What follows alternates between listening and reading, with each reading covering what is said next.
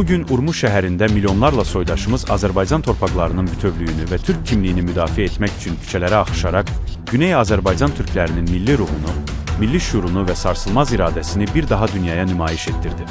İran rejimi uzun illərdir Urmu şəhərində Kürd provokasiyalarına şərait yaratmaqla yanaşı, köçürülən Kürd qruplarının Azərbaycanın ərazi bütövlüyünə qarşı həyata keçirdiyi terror aktlarına və psixoloji müharibəyə göz yummuşdur. Ancaq artıq millətimizin səbr kasası dolmuşdur. Bugün Urmu xalqı ayağa qalxaraq açıq şəkildə göstərdi ki, Güney Azərbaycan torpaqlarından heç bir kəsə pay verilməyəcək. Hər kəs bilməlidir ki, bu torpaqların əsl sahibləri var. Azərbaycan türkləri və onlar öz ata-baba torpaqlarını, milli haqq və hüquqlarını qorumağa tam qərarlıdırlar.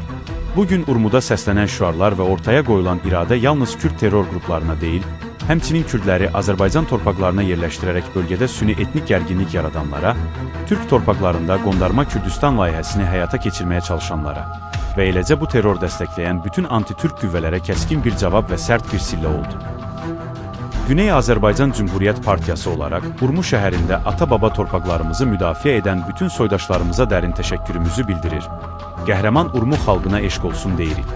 Millətimizin birliyi və gücü sayəsində biz Güney Azərbaycanın hər qarış torpağını qoruyacaq, milli istiqlal mübarizəmizi əzmlə davam etdirəcəyik.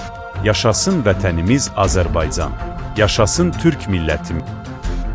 Güney Azərbaycan Cümhuriyyət Partiyası.